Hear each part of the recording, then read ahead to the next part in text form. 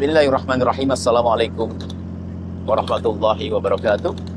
Alhamdulillah, salatu wassalamu ala rasulillah habibina Sayyidina Muhammad bin Abdullah wa ala alihi wa sahbihi wa mawala. Amma ba'd. Saat kami cintai Anda para berindu ridha Allah, baginda Nabi Muhammad sallallahu alaihi wasallam. Di saat ini di atas air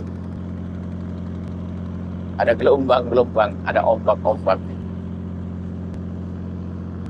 Ada yang harus disadari oleh siapapun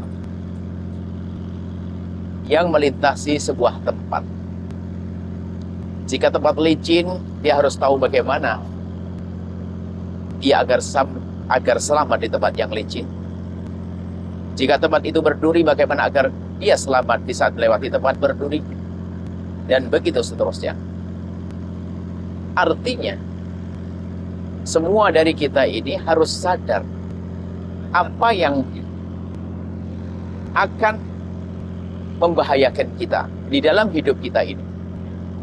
Selama ini mungkin sebagian berpikir hanya menjaga kesehatan badan kita agar kita tidak minum minuman seperti ini atau makanan tertentu.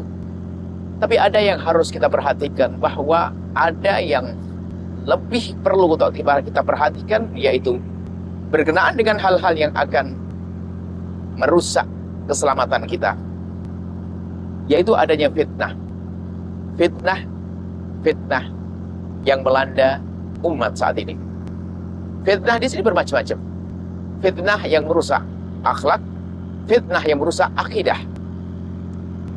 Jadi kita saat ini berada di dalam gelombang fitnah. Lalu bagaimana kita agar selamat di saat kita menjalani hidup di tengah gelombang-gelombang fitnah yang semacam ini?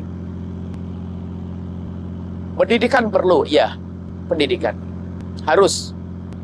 Karena harus dengan ilmu dikasih wawasan bahwasanya itu membahayakan. Itu tidak baik.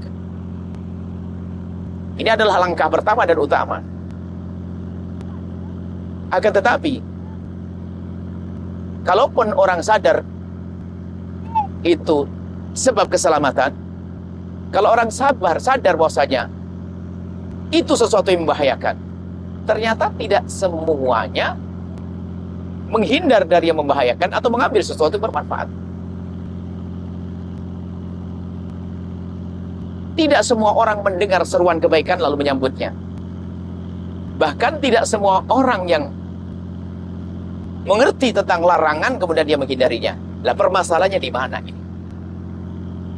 Kita tahu, kita sadar, tapi tidak semua yang tahu dan sadar bisa menghindar dari ketidakbaikan tersebut. Bisa menghindar dari ketidakbaikan tersebut. Bisa menghindar dari bahaya tersebut. Atau yang tahu itu sebuah kebaikan, kemudian dia begitu mudah untuk mengikutinya. Permasalahan di mana? Ini yang disyaratkan oleh baginda Nabi dalam satu hadis istaftiqal baqiyah, masalah agar kita bertanya kepada hati kecil kita sendiri.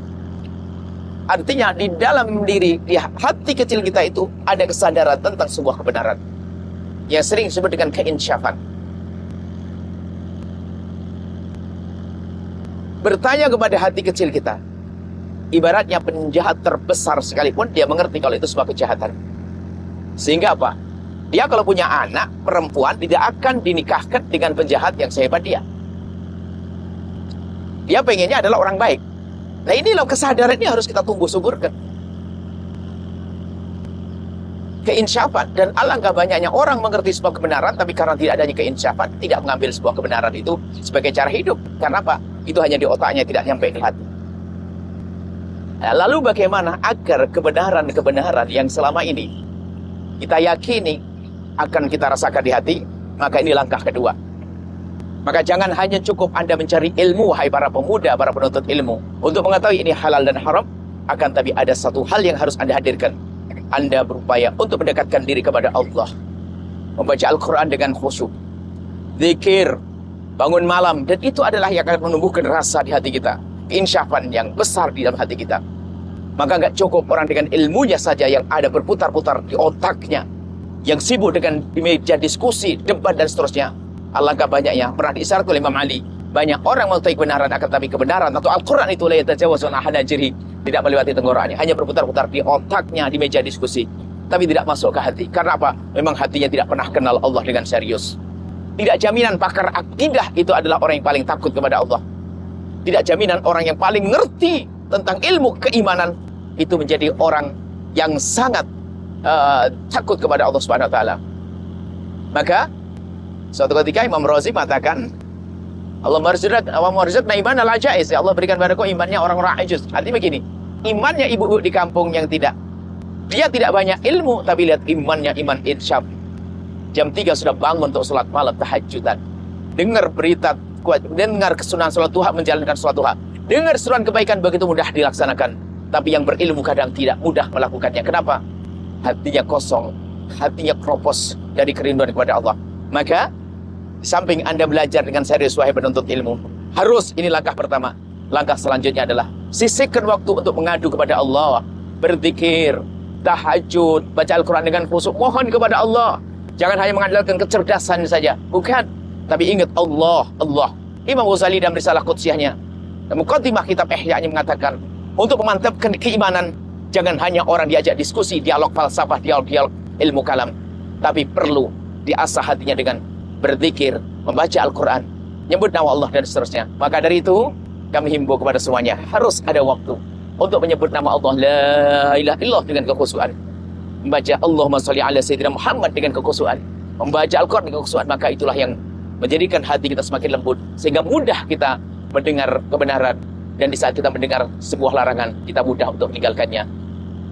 Inilah kunci bagaimana kita menjalani hidup di tengah gelombang ombak fitnah ini. Apa tadi? Harus ada ilmu. Yang kedua, harus kita mendekat kepada Allah. Karena Allah adalah Al-Hadi, yang memberikan petunjuk sesungguhnya. Dan Allah juga yang membiarkan hambanya sehingga tersesat.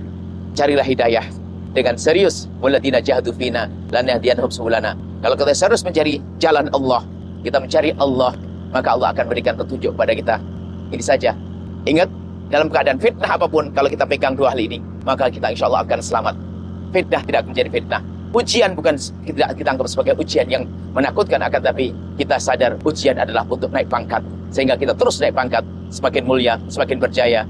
Nuhibbukum fillah, kami cintai Anda karena Allah. Assalamualaikum warahmatullahi wabarakatuh. Setelah Anda menyaksikan video ini, jangan lupa berselawat kepada baginda Nabi Muhammad sallallahu alaihi wa alihi wa sahbihi wasallam.